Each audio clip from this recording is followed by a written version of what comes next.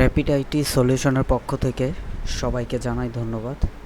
এবং আজকে আমরা দেখব কিভাবে একটি ই কমার্স ওয়েবসাইটে আমরা বিকাশ, রকেট, নগদ অ্যাড করতে পারি। আমরা এই বিষয়ে দেখব।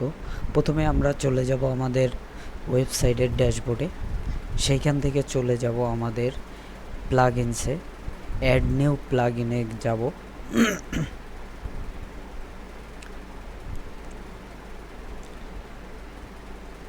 অ্যাড নিউতে আসার পর এইখানে যদি আমরা বিকাশ লিখি তাহলে দেখা যাবে অনেক প্লাগইন আছে।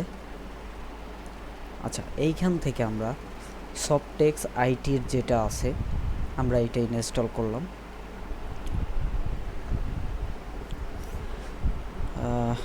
নেটে একটু সমস্যা থাকার জন্য সবার কাছে দুঃখিত। আর এছাড়া হোস্টিংটায় হচ্ছে প্রায় 9 থেকে 10টা ওয়েবসাইট রান আছে, যার কারণে একটু প্রবলেম হচ্ছে। তো আমাদের এই প্লাগইনটা আমরা ইনস্টল করলাম, এখন জাস্ট অ্যাক্টিভ করব। তার পূর্বে আমরা একটু দেখে আসি আমাদের বর্তমান ওয়েবসাইটের অবস্থা কি আছে। যদি আমরা এইখানে ক্লিক করি প্রোডাক্টে, আমরা অ্যাড টু কার্ট করলাম। হ্যাঁ, অ্যাড টু কার্ট হয়ে যাওয়ার পর আমরা চেক আউটে গেলাম। চেক আউটে এসে দেখেন অটোমেটিক এখানে চলে আসছে, কিন্তু আমি যদি এইটা ডিঅ্যাক্টিভ করে দিই,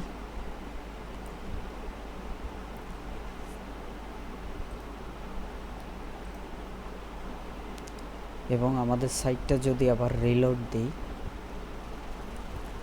দেখেন এখন কোনো পেমেন্ট গেটওয়ে নাই। বাট আমি যদি এটা আবার পুনরায় অ্যাক্টিভ করি,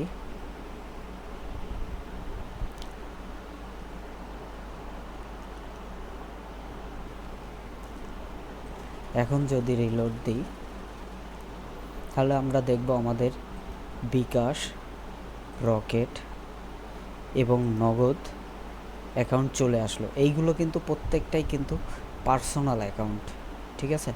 এই জিনিসটা আসলে বুঝতে হবে, আমাদের পার্সোনাল অ্যাকাউন্টগুলো কিন্তু এইটা। এখন যদি আমরা চাই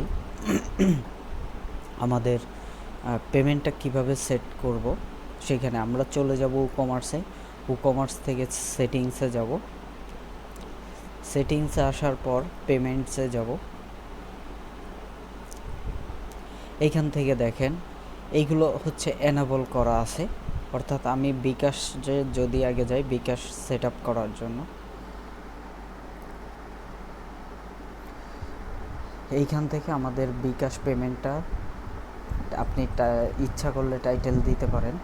যেহেতু বিকাশ হয়েছে আমরা বিকাশই দেব, এবং অর্ডার স্ট্যাটাসে অন হোল্ড থাকবে। আর এইখানে হচ্ছে আপনার বিকাশ পার্সোনাল নাম্বারটা যদি আমি দিয়ে দিই,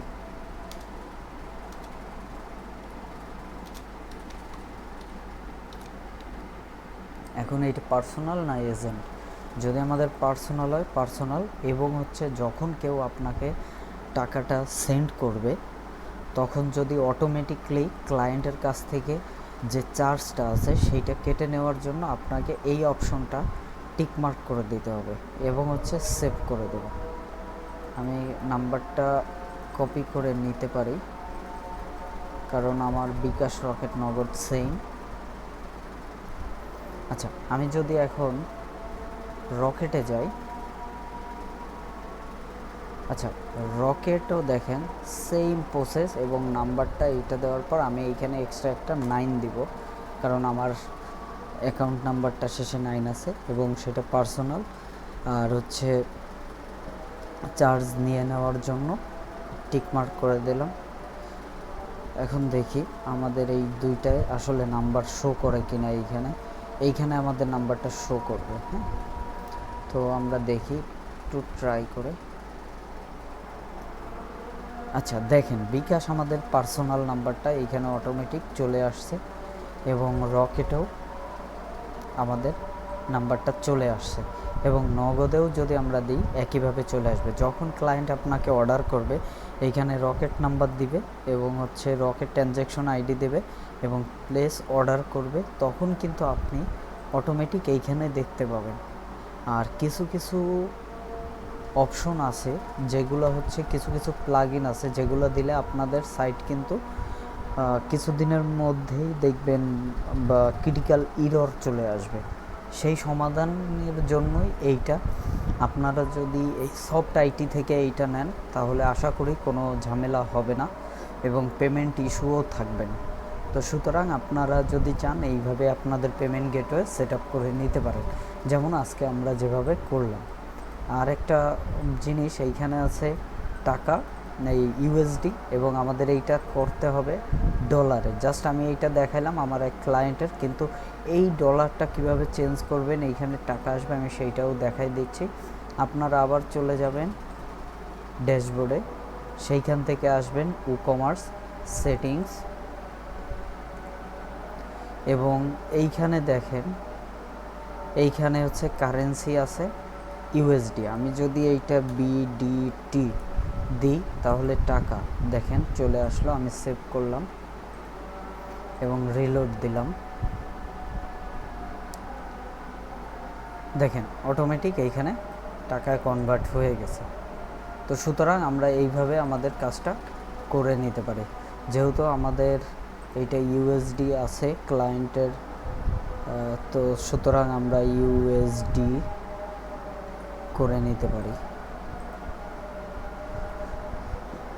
ধন্যবাদ সবাইকে সাথে থাকার জন্য। তারপরেও যদি আপনাদের বুঝতে কোনো সমস্যা হয় আমাকে কমেন্ট করতে পারেন অথবা আমাকে ডিরেক্ট ফোন দিতে পারেন, আমার ফোন নাম্বার দেওয়া আছে, আপনারা দেখতে পারেন। এছাড়া আপনাদের যে কোনো সাইডে যদি কোনো সমস্যা আপনারা পাচ্ছেন না, সেক্ষেত্রে আমাকে নক করলে আমি হয়তো বা আপনাদের ফ্রিতে সাপোর্ট দেওয়ার চেষ্টা করব।